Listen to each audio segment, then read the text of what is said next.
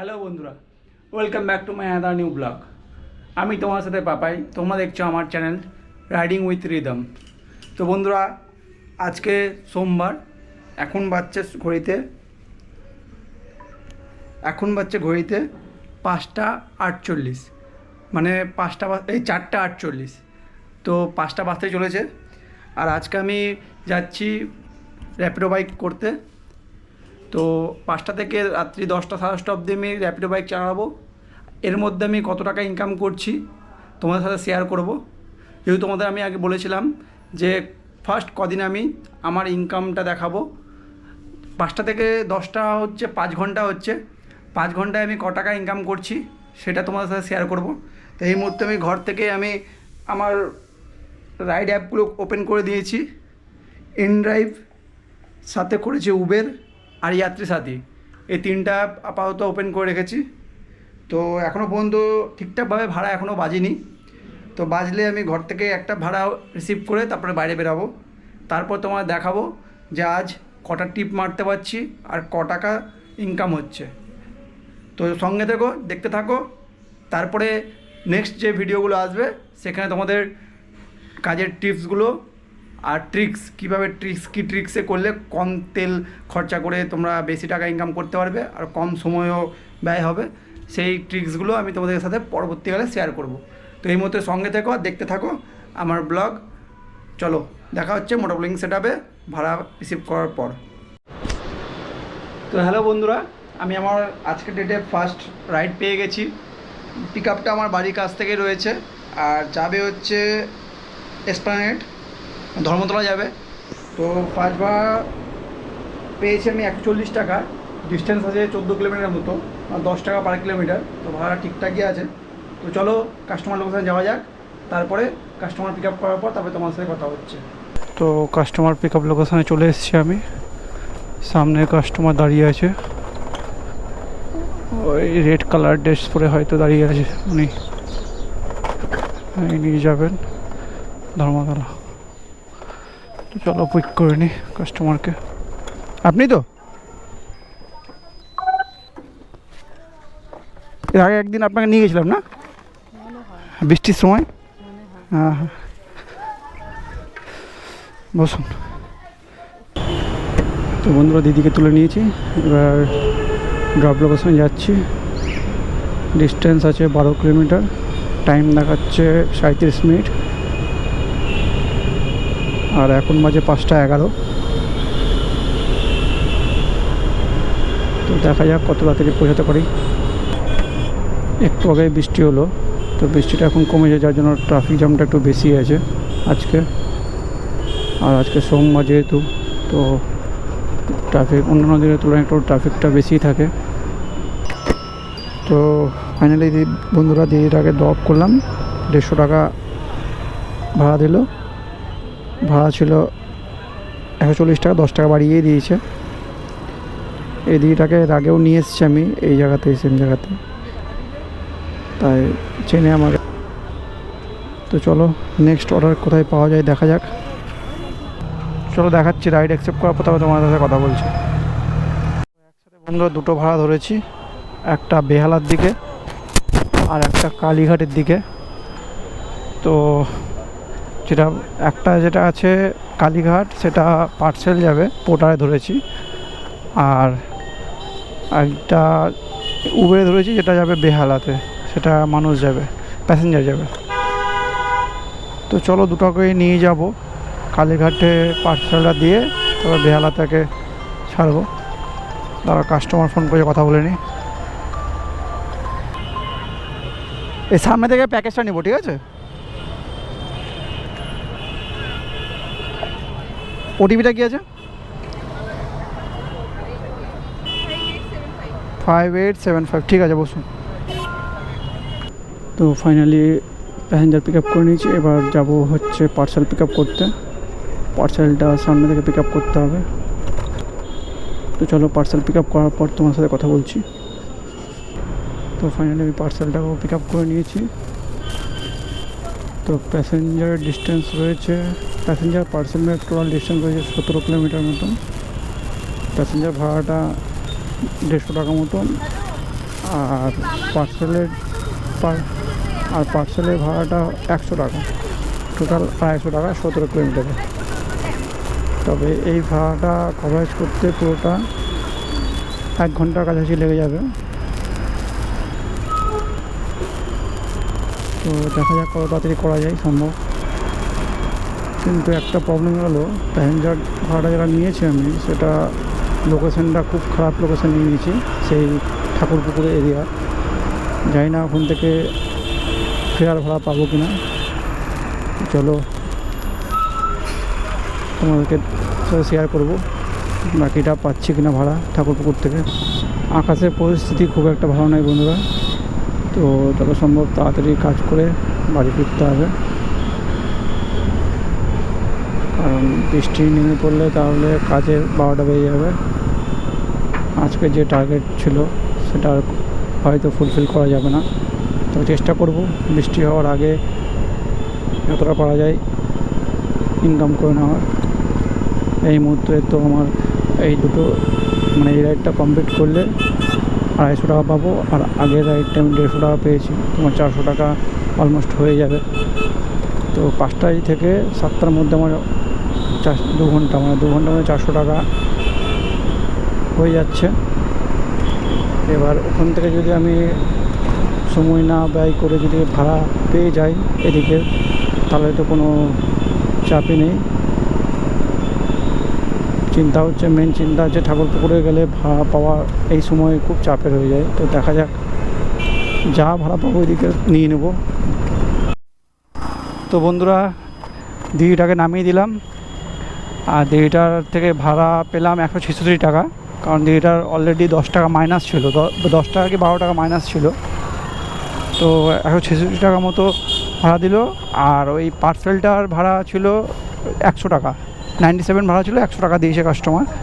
তো এখন বাজে 7টা 14, আমি আবারও একটা ভাড়া ছাড়ার মতো একটা ভাড়া পেয়েছি যাত্রী সাথীতে, সেটা রাজাবাজার যাবে শিয়ালদা। তো ভাড়াটা আছে 160 টাকার ভাড়া, কাস্টমারের সামনে পিক আপ লোকেশন আছে। তো চলো কাস্টমারকে পিক আপ করে নিই, তারপর ড্রপ করে বাকি সব ডিটেলস শেয়ার করছি তোমার সাথে, সঙ্গে থাকো। তো দাদাকে তুলে নিয়েছি, বেরিয়ে পড়ি সেই সেম রাস্তা দিয়ে, যে রাস্তা দিয়ে এসেছিলাম সেই রাস্তা ধরেই যাচ্ছি শিয়ালদার দিকে। তো দাদাটাকে নামিয়ে দিলাম শিয়ালদা স্টেশনে, অন্য আছি শিয়ালদা স্টেশনে। তো ভাড়াটা এই লাস্ট ভাড়াটা 160 টাকা পেলাম। তো এখন বাজে 8টা 19, আর 8টা 19-এ আমার 5টা থেকে 8টা 19-এর মধ্যে আমার ক টাকা ইনকাম হলো তোমাদের শেয়ার করবে, এখন দেখাচ্ছি। প্রথম ভাড়াটা আমি 150 টাকা নিয়ে এসেছিলাম, তারপরে ভাড়াটা 166 টাকা পেয়েছি, আর একটা পার্সেল ছিল সাথে 100 টাকার। তারপরে বেহালা থেকে এই ঠাকুরপুকুর থেকে এখন শিয়ালদা গেলাম, এটা পেলাম 160 টাকা। তো 576 টাকা এখন অবধি আমার ইনকাম হয়েছে। আর বাজে এখন 8টা 20, বেরিয়েছিলাম 5টার দিকে। তো 3.5 ঘন্টাতে এখন অবধি 576 টাকা মতো হয়েছে। আরও 2 ঘন্টা মতো সময় কাটাবো, 10:30 অবধি থাকবো। তো দেখতে থাকো। তো বন্ধুরা, আমি একটা ভাড়া পেয়ে গেছি শিয়ালদা স্টেশন থেকেই, এটা যাবে সেক্টর 5-এর দিকে। ভাড়াটা আছে 110 টাকা মতো, কিন্তু কাস্টমার কাছে একটু বাড়িয়ে চেয়েছি, দেখা যাক, কারণ এখানে দাঁড়িয়ে থাকা মানে টাইম ওয়েস্ট। সেক্টর 5-এর দিকে গেলে হয়তো ভাড়া পাওয়া যাবে। এই যে সামনে ক্লক টাওয়ার, এই ক্লক টাওয়ারের কাছে দাঁড়িয়ে আছে। তো চলো প্যাসেঞ্জারটাকে তুলে তো বাকি কথা হচ্ছে। তো প্যাসেঞ্জারটাকে তুলে নিয়েছি, যাবে সেক্টর 5-এর দিকে। ডিস্টেন্স আছে 11 কিলোমিটার, টাইম দেখাচ্ছে 30 মিনিটের মধ্যেই ঢুকে যাবো আশা করি। তো ভাড়াটা ডানো নিচে 140 টাকাতে, তো দাদা বলেছে 30 টাকা দেবে। তো যাই দেখ না কেন, ঠিকই আছে। এখানে আচ্ছা, সাদা বাড়িটা আছে, এটাই তো।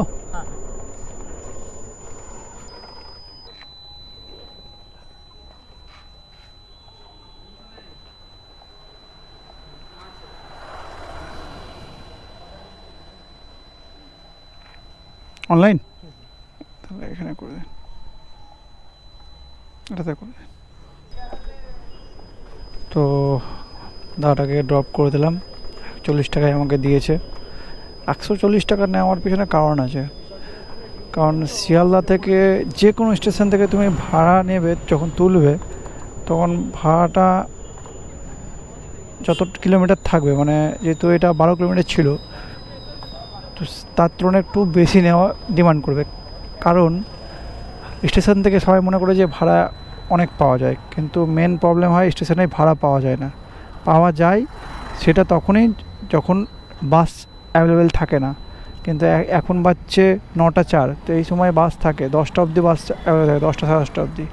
তো এই টাইমটাতে তোমরা চেষ্টা করবে ভাড়াটা কিলোমিটারে যা দেখাবে তার থেকে 20 টাকা 30 টাকা বাড়িয়ে, তাহলে কী হবে, ঠিকঠাক তোমাদের আর্নিংটা হয়ে যাবে।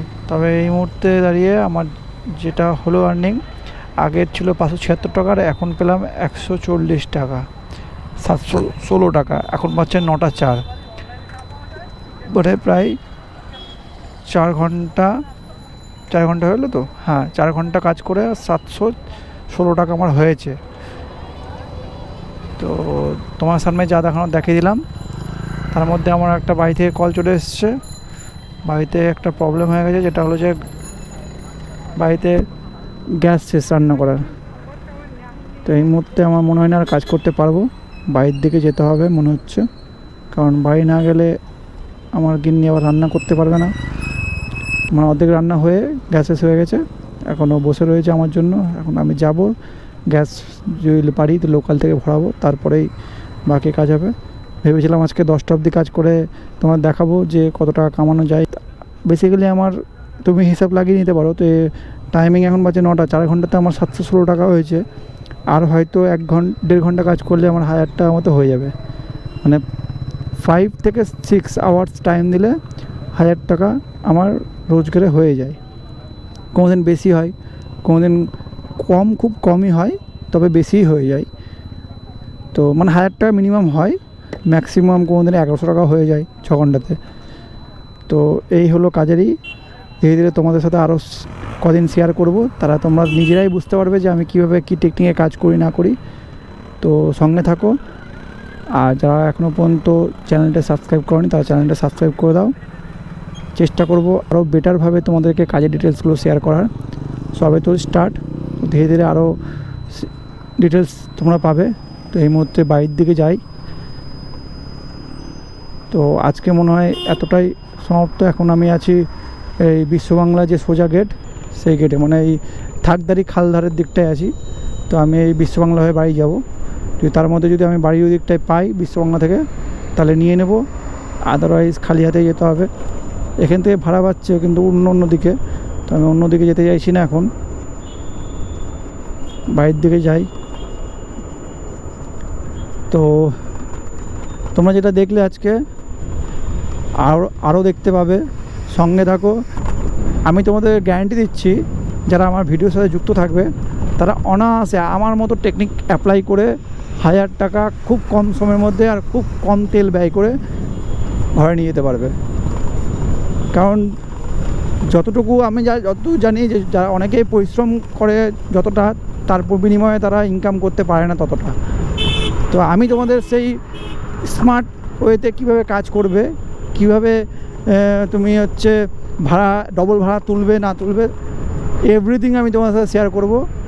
আর যারা বিগিনার, যারা জয়েন করবে ভাবছো বা বিগিনার জয়েন করেছো এই র্যাপিডো বাইক ট্যাক্সিতে বা জোম্যাটো যে কোনো কিসে, তারা কিভাবে কাজগুলো করবে স্টেপ বাই স্টেপ আমি তোমাদের শিখিয়ে দেবো। শুধুমাত্র সঙ্গে থাকো আর আমাকেও একটু সাপোর্ট ভালোবাসা দিও, যাতে আমিও মোটিভেট হই তোমাদেরকে ভালো ভালো কন্টেন্ট আনার জন্য।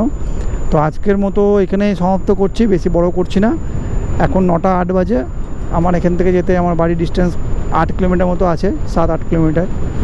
তো বাড়ি চলে যাই, কারণ এই মুহূর্তে ভাড়া যেগুলো পাচ্ছে সেগুলো অন্য দিকে পাচ্ছে। তো বাড়ি থেকে বউ আমার ফোন করেছে, রান্না অর্ধেক হয়ে আটকে আছে, তো যেতে হবে আমাকে গ্যাস ভরতে। তো বেশি লেট করলে আবার দোকান বন্ধ হয়ে যাবে। তো টাটা বাই, দেখা হচ্ছে পরবর্তী ব্লগে। ভালো থেকো, সুস্থ থেকো।